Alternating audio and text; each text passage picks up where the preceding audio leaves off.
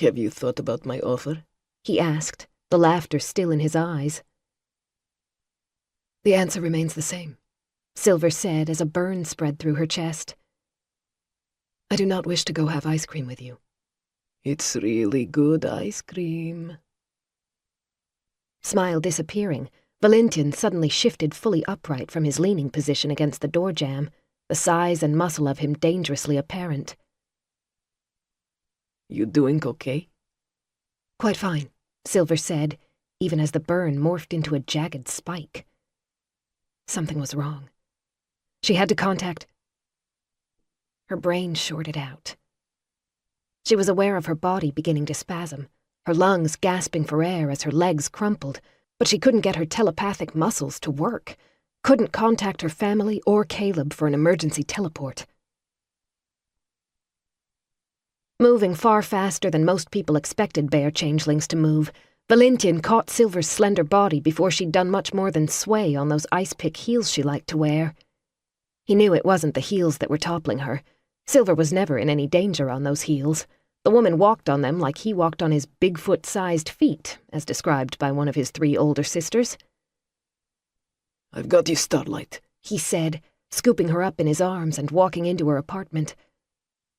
He'd been trying to get in for 10 long months, ever since he first met Ms. Silver Mercant, but he'd never expected it to be because she was convulsing in his arms. Placing her on the dark grey of the sofa, he turned her onto her side and gripped her jaw to keep her head from jerking too hard.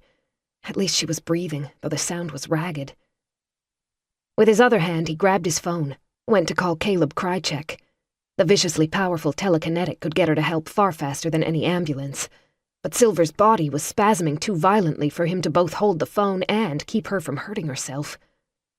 Swearing under his breath, he dropped the phone and placed his other hand on her hip, holding her in place.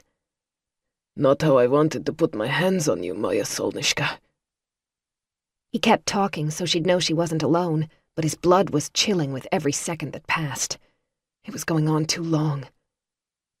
Deciding to risk it, he released her hip and, snatching up his phone, managed to make the call. Silver's apartment, he said to the pitiless son of a bitch who was Silver's boss. Medical emergency. He dropped the phone as Silver jerked again.